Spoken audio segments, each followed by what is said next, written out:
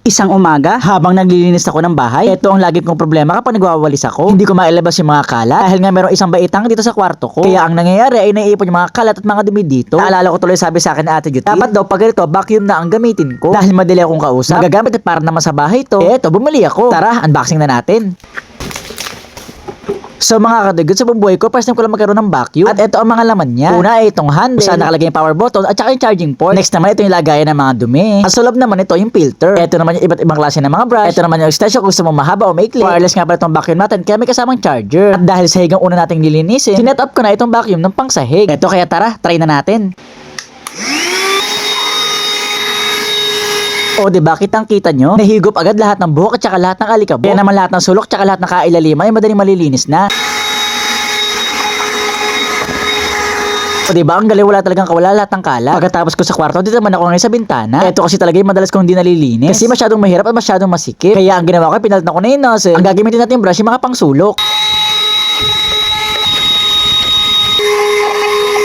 O diba, linis na. Pupunasan na lang yan na basa para mas lalong gumanda. Pagkatapos gamitin yung vacuum, ito lang bubusa lang natin. Tatanggalin yung takip at tatapon yung basura. Ito namang filter ay washable at reusable. At ito na nga resulta ng aking pangbabacuum. Grabe, tignan nyo naman mga kadugyot. Hindi ko pa napupunasan yan na pero linis na linis talaga. Wala lang buhok, wala lang alikabok. Grabe, ba't ngayon ko lang na-realize na sobrang laki pala tulong ng vacuum. O siya, yun lang. Thanks for watching. Bye-bye! Isang umaga, maglilinis sana ako ng banyo. Kaso hindi ko makita kung nasa yung mga brush kong panglinis. Pero nung nakita ko na, ay parang dumi-dumi na rin pala. Tapos ang kalat pa. Imbis na makalinis, ay baka lalo pang dumumi. Nanggigitata na rin kasi. Naalala ko tuloy sabi ni Ate Judy, bumili na nga lang daw ako ng isang set. Kompleto na at organized pa. At dahil madali akong kausap, gamit naman sa bahay ito, talaga mapapakinabangan. Kaya umorder agad ako. Tara, unboxing na natin.